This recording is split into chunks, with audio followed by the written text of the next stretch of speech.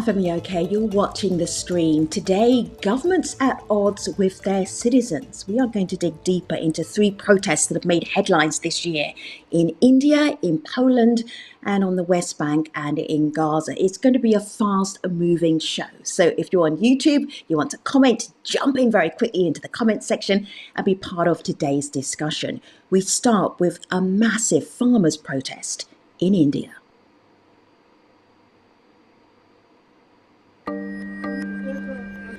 सरकार को देखना चाहिए भी सरकार अब देश से अलग थलग फड़ रही है। ये बिल इतने घातक हैं तभी सभी लोग जुड़ रहे हैं।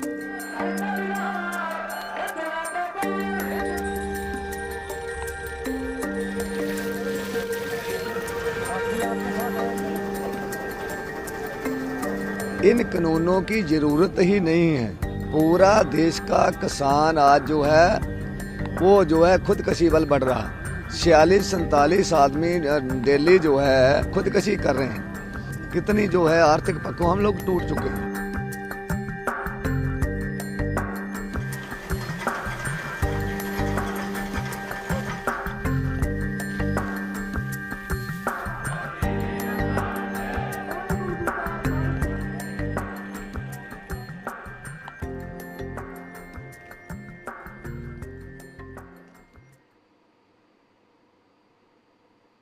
One of the Al Jazeera correspondents who's been all over this story is Elizabeth. Elizabeth, do your full introduction to our global audience who may not have seen some of your reports.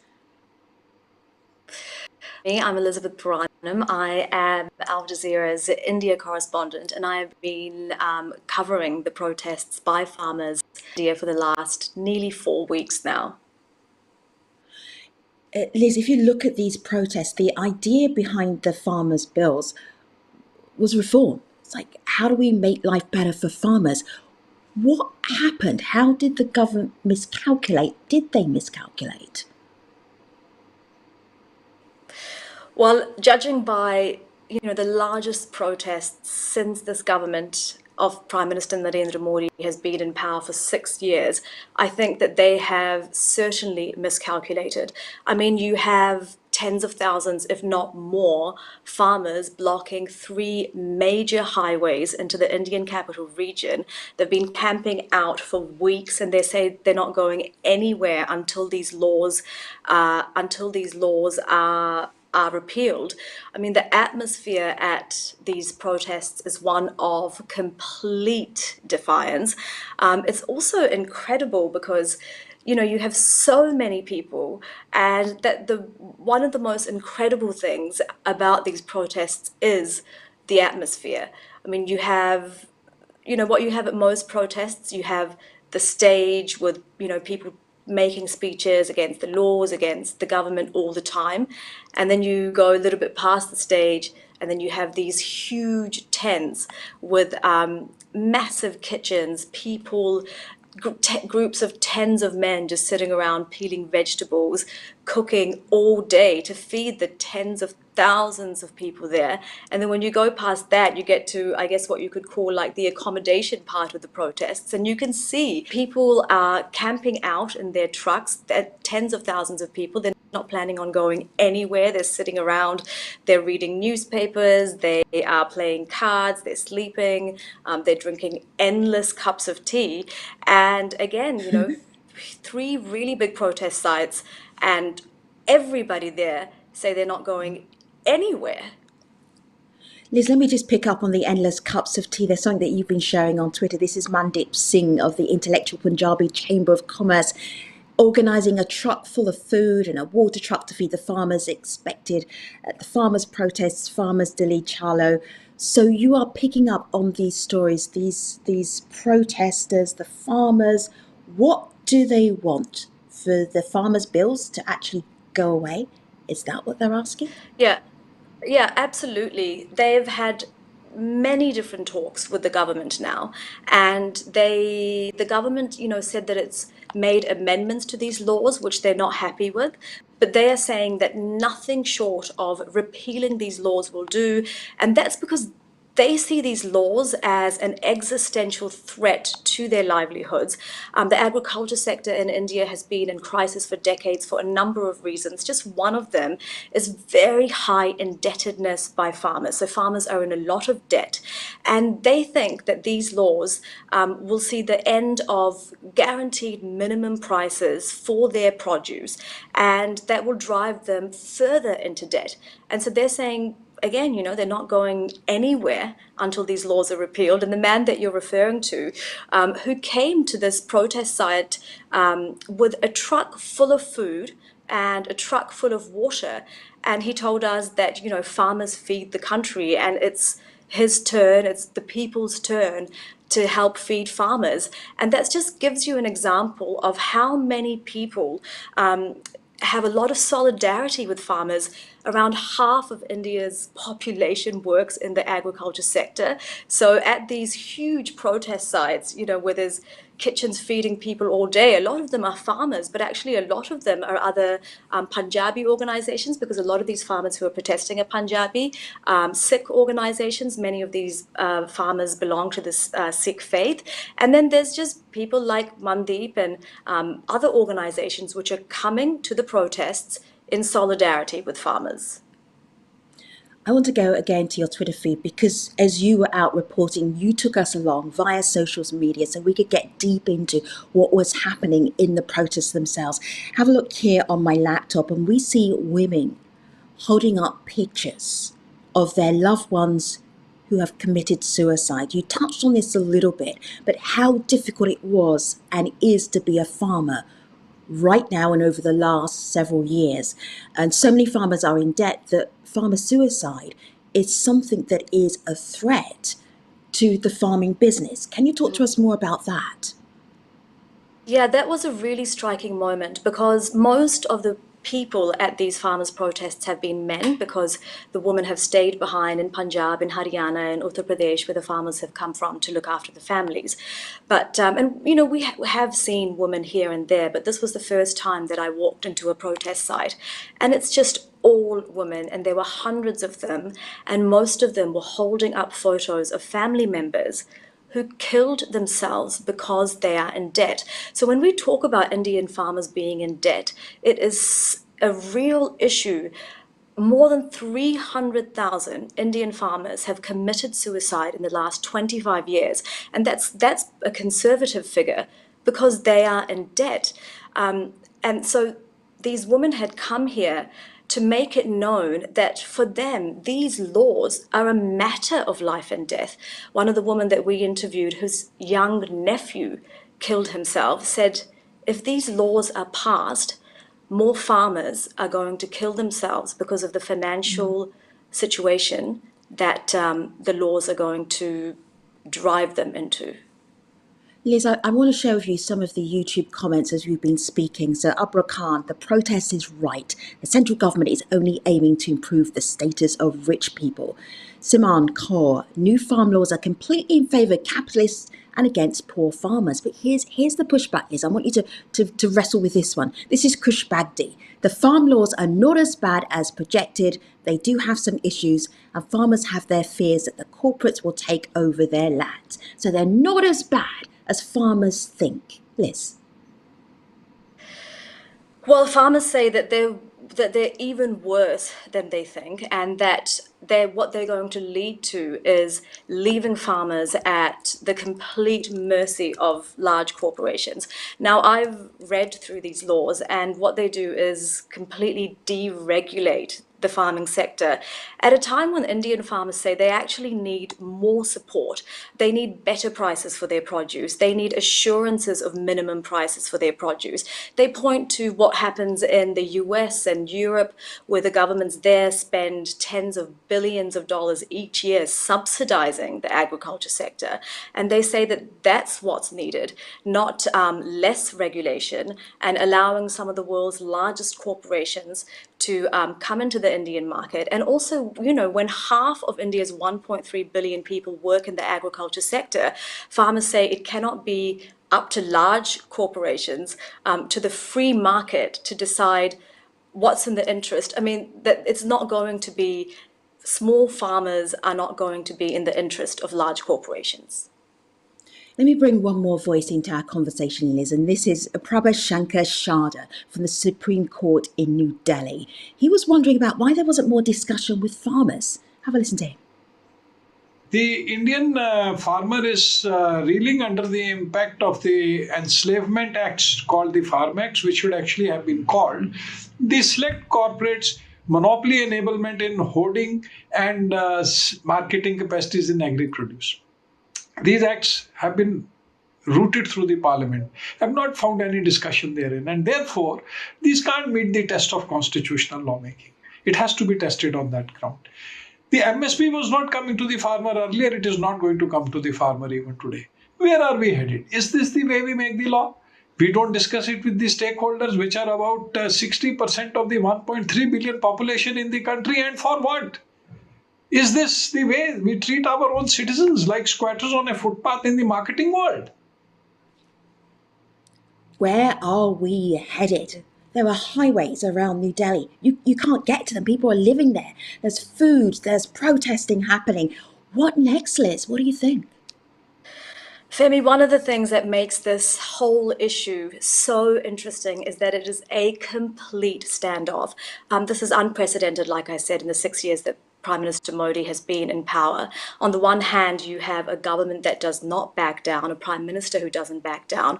On the other hand, you have farmers who are the backbone of India's agriculture sector, which employs, as I keep saying, around a half of the country. Many have solidarity with farmers.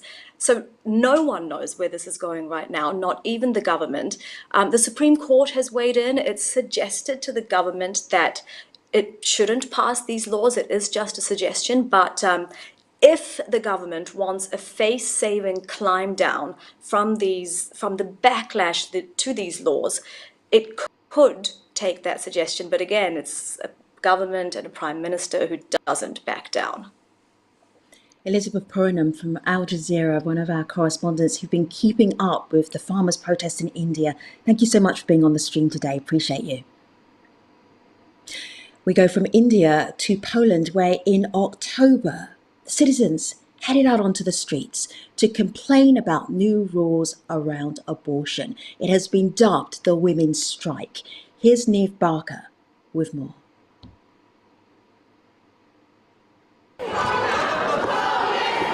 Defending what demonstrators say are reproductive rights. Opposition MPs brought protests to the floor of Poland's parliament on Tuesday, chanting, "This is war." Thousands have joined daily marches across the country in defiance of COVID-19 restrictions. In the capital Warsaw, streets were blocked, bringing traffic to a standstill. I am so sorry. I need to fight for my daughter's future. I cannot imagine not being here. It follows last week's ruling by Poland's constitutional court that abortions in all but a few cases are illegal. The move paves the way for the governing right-wing Law and Justice Party to approve a ban on terminations, even in cases of fetal defects and when there's no chance of survival outside the womb. Abortion will only be allowed in cases of rape, incest, or where there's a threat to the mother's life. Joining us on the stream today, we have Magda. Magda, do your full introduction. Introduce yourself to our global audience around the world. Good to see you. Hi, good to see you too. Well, I'm a Polish MP. I'm part of the left coalition in the parliament.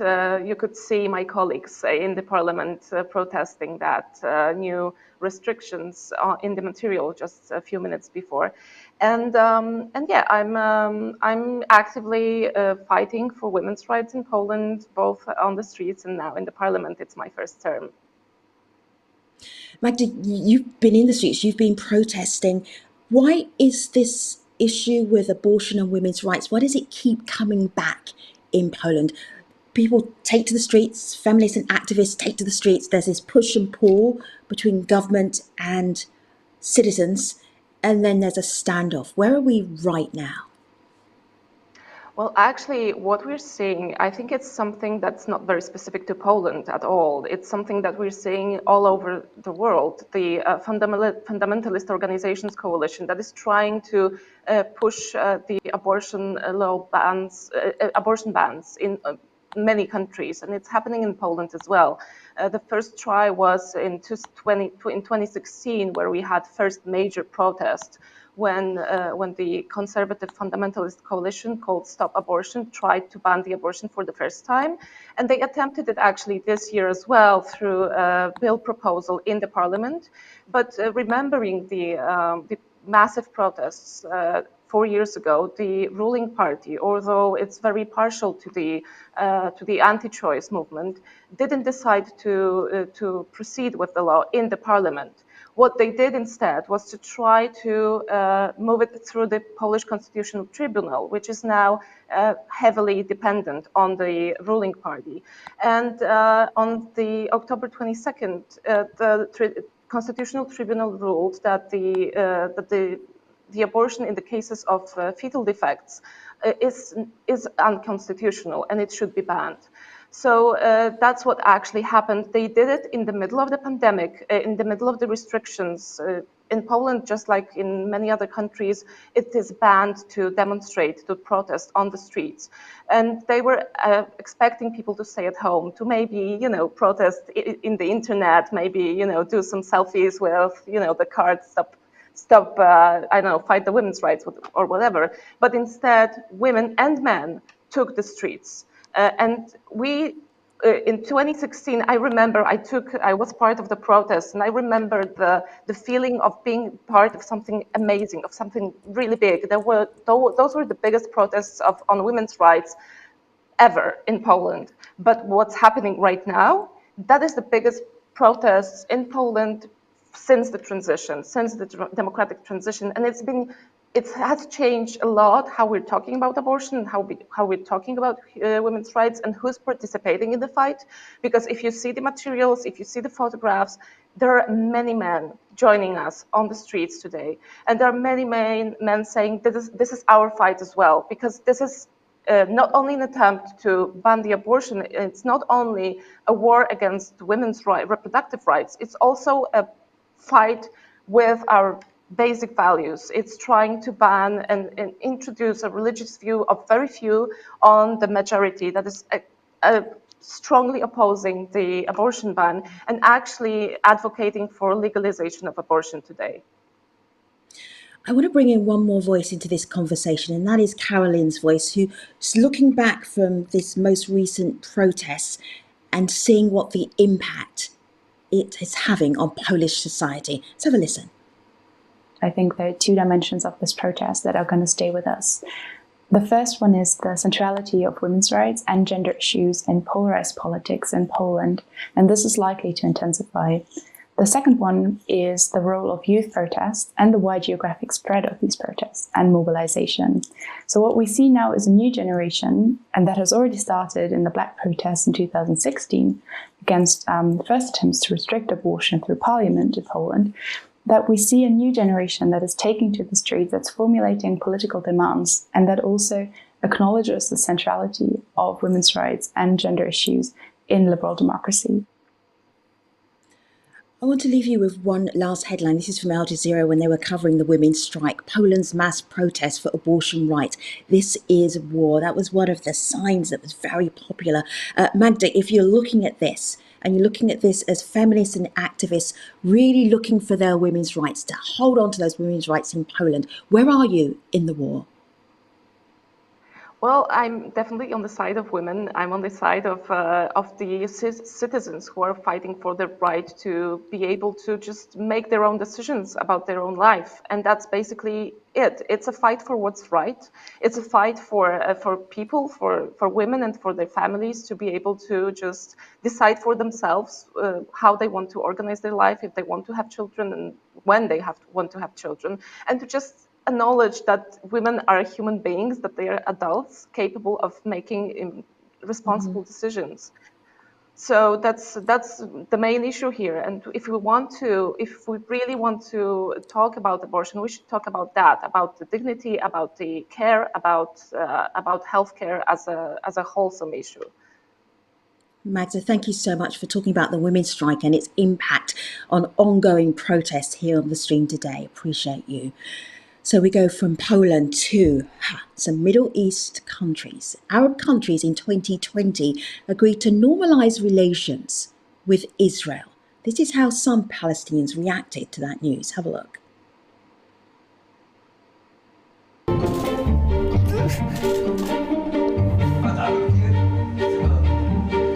لأنه خلاص هذا طعن في ظهر الفلسطينيين،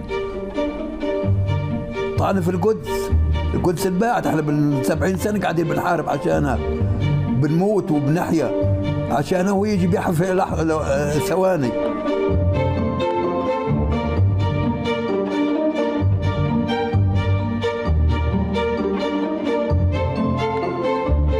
I want to express my appreciation to His Majesty the King of Bahrain for joining the Circle of Peace, and my appreciation for Crown Prince Mohammed bin Zayed from the United Arab Emirates for working with Israel and the United States to expand the Circle of Peace.